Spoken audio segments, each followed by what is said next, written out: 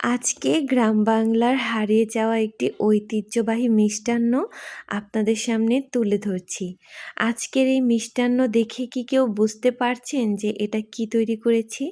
এটার ভেতরটা দেখুন কতটা জুসি, কামড় দিলেই ভেতর থেকে একদম রসালো জুস বের হয়ে আসছে, আর ওপরটা কিন্তু একদম সুন্দর সুগার কোট করা। এত মজা!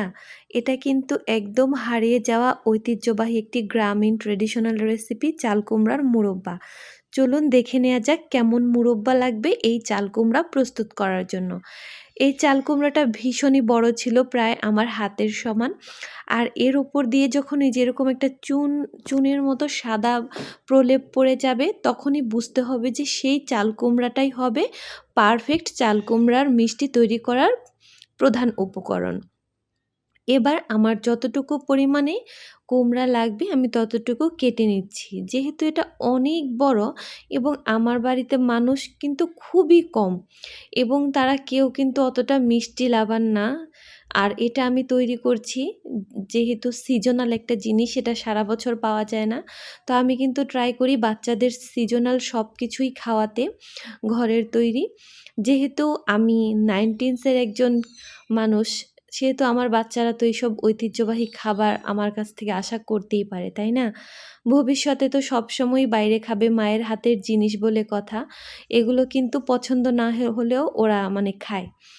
তো আপনারা যারা এখনও আমার চ্যানেলটি সাবস্ক্রাইব করেননি, প্লিজ আমার চ্যানেলটি সাবস্ক্রাইব করে দিবেন এবং আমার ভিডিওটি শেষ পর্যন্ত দেখবেন এবং সুন্দর একটি কমেন্ট করে যাবেন, যাতে করে আমি আপনার পরিবারে যেতে পারি। তো এই দেখুন ভেতরের দানাগুলো একদম পাকা। এটা তৈরি করার কিছু টিপস রয়েছে।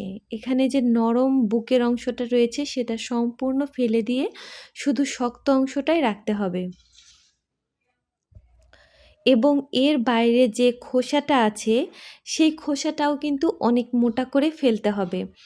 দেখুন আমি কিভাবে কাজগুলো করছি। আপনারা আপনাদের পছন্দ মতো সাইজ করে নেবেন। বাইরে মার্কেটে যখন কিনতে যাই তখন কিন্তু দেখি এগুলো অনেক বড় বড়, হাফ কেজি 1 কেজি করে বড় বড় ডুম থাকে।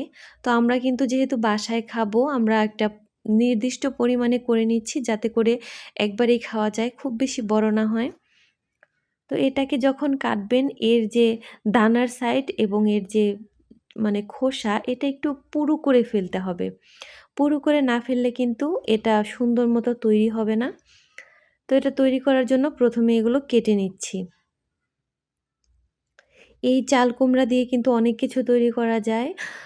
বাংলাদেশের বিখ্যাত যে ডালের বড়ি, সেটা তৈরি করতে কিন্তু চাল কুমড়ার প্রয়োজন হয় এবং চাল কুমড়া আরও অনেক কাজে ব্যবহার করা হয়। যেমন হচ্ছে আপনার চাল কুমড়ার ঘন্ট, নিরামিষ তরকারি, সাদা ভাজি, সর্ষে দিয়ে চাল কুমড়া ভাজা, এগুলা কিন্তু গ্রামীণ বাংলার ঐতিহ্যবাহী খাবার। আবহমান বাংলায় কিন্তু এইসব যুগের পর যুগ ধরে গ্রামীণ মানুষরা খেয়ে আসছে। এখন শহর নগর হচ্ছে, এখন কিন্তু নানান পদের খাবার বের হয়েছে। যত মুখরোচক খাবারই হোক না কেন, ঘরের খাবার, মায়ের হাতের খাবারই কিন্তু দিন শেষে একজন বাঙালি আশা করে। কথায় আছে না, মায়ের চেয়ে মাসির দরদ বেশি। আবার হচ্ছে মুড়ির কাজ কখনো, ভাতের কাজ কখনো মুড়ি দিয়ে হয় না। ঠিক সেই রকম যতই বাইরের রেস্টুরেন্টের খাবার আমরা খাই না কেন, ঘরের তৈরি এইসব জিনিসগুলোই কিন্তু আমাদের মন কাড়ে। তো এরকম করে আমি কথা বলতে বলতে সবগুলো পিস তৈরি করে ফেলছি। এই দেখুন আমি কয়েকটা লম্বা সাইজ করে নিয়েছি এবং কয়েকটা নিয়েছি চৌকোনা সাইজ করে। তারপর একটা কাঁটা চামচ দিয়ে এটাকে এমনভাবে কেচে নিতে হবে যাতে করে এর সব অংশে এই ছিদ্রটা হয়। এটা যত সুন্দরভাবে কেচা হবে এই কুমড়োর মুরব্বাটা কিন্তু তত পারফেক্ট হবে। এই বিষয়টা একটু মাথায় রাখতে হবে। আর এই কুমড়োর মুরব্বা বানানোটা অনেক পরিশ্রম সাধ্য একটা কাজ। ছোটোবেলায় কিন্তু দেখতাম আমি আমার মাকে, আমার মা কিন্তু সবসময় রান্নাঘরের চালের ওপরে এরকম কুমড়ো গাছ দিয়ে দিত। বিশাল বড় বড় কুমড়োগুলো চালের ওপরে ধরে পেকে থাকতো। আর যখন এরকম আমরা দেখতাম যে কুমড়ো হয়েছে, তখন আমরা খুব খুশি হতাম যে মায়ের হাতের মোরব্বাটা খেতে পারবো, এবং সারা বছর আশায় থাকতাম। এবং আমি আমার মাকে জিজ্ঞেস করতাম যে মা কবে কুমড়ো বড় হবে। তো এগুলোকে আমি 2 ঘন্টার মতো চুনের পানির মধ্যে ভিজিয়ে রেখেছিলাম। চুনের পানির মধ্যে ভিজিয়ে রাখলে কি হয়, এই যে কেচার পরে যে একটা নরম হয়ে যায়, সেই নরম ভাবটা কিন্তু চলে যাবে এবং এটা একদম শক্ত হয়ে যাবে। তারপর এটাকে পরিষ্কার করে 4 থেকে 5 বার ধুয়ে নিতে হবে। যখন চুনের পানিটা আর থাকবে না, তখন এটাকে ভাপে বসিয়ে দিতে হবে। আমি বিশাল বড় একটা কড়ার মধ্যে পানি দিয়ে এটাকে 10 মিনিটের জন্য ভাপিয়ে নিব। ঘড়ি ধরে 10 মিনিট, এর বেশি কিন্তু 1 মিনিটও না, হ্যাঁ? এটা মাথায় রাখতে হবে। তারপর এগুলোকে সুন্দর করে আমি তুলে নিচ্ছি। দেখুন আমার চাল কুমড়ো গুলো কিন্তু একদম সবগুলো আস্ত আছে, গলে যায়নি। তারপর এই গরম কুমড়োর ওপরে আমি এলাচ এবং চিনি দিয়ে দিচ্ছি। আমার এখানে মোট 2 কেজির মতো চাল কুমড়া আছে। 2 কেজির জন্য আমার এখানে 1.5 কেজির মতো চিনি লেগেছে। এই জিনিসটা একটু লক্ষ্য রাখবেন। কারণ চিনি যদি কম হয়, মুরব্বা কিন্তু বাইরের যে সুন্দর চিনির যে একটা আবরণ পড়ে সেটা কিন্তু আসবে না, এবং ভেতরের কিন্তু জুসি ভাবটা আসবে না। পারফেক্টভাবে তৈরি করতে হবে। তারপর মিডিয়াম টু লো হিটে আস্তে আস্তে করে কুমড়োগুলোকে উল্টে পাল্টে দিতে হবে। আস্তে আস্তে দিবেন, তাহলে সুন্দর মতো সবগুলোর মধ্যে কিন্তু চিনির শিরাটা ঢুকে যাবে। দেখুন, তবে এই কাজটা ধৈর্য নিয়ে করতে হবে।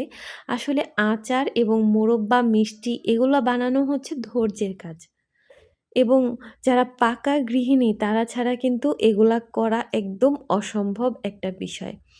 দেখুন এটা যখন পাক চলে এসেছে, মানে চিনিটা সম্পূর্ণভাবে প্রসেস হয়ে গিয়েছে, একদম পানি যা ছিল সব শুকিয়ে গিয়েছে, এবং চিনির যে প্রলেপটা সেটা কিন্তু কুমড়োর মধ্যে আস্তে আস্তে লেগে যাচ্ছে। তবে একদম চিনিটা চুলার মধ্যে শুকিয়ে ফেলা যাবে না। যখন এরকম একটু একটু ভেজা ভেজা ভাব থাকবে, দেখুন এই যে এর মধ্যে থেকে আস্তে করে উঠিয়ে এরকম বড় যে কোনো স্ট্যান্ড অথবা ছড়ানো থালার মধ্যে মেলে রাখতে হবে। এটাকে ফ্যানের বাতাসে রাখলেই হবে, রোদে দেওয়ার দরকার নাই। এভাবে সারা রাত রাখবেন, অবশ্যই সুতি কাপড় দিয়ে বা কিছু দিয়ে ঢেকে রাখবেন। দেখুন কত সুন্দর হয়েছে, বাইরের দিকটা একদম চিনির আস্তরণ। দেখুন এই যে টান দিয়ে তারপর আমাকে ছোটাতে হলো। তো এরকম ওপর দিয়ে কিন্তু একটা চিনির প্রলেপ পড়বে, আর এটাকে বাইরে রেখে 10 থেকে 15 দিন খেতে পারবেন, কিচ্ছু হবে না। আমি নিজে রেখে খাই। তারপর এটাকে যদি চান আরও বেশি দিন রাখতে, বক্সে ভরে নরমাল ফ্রিজে রেখে দিতে পারেন। ধন্যবাদ।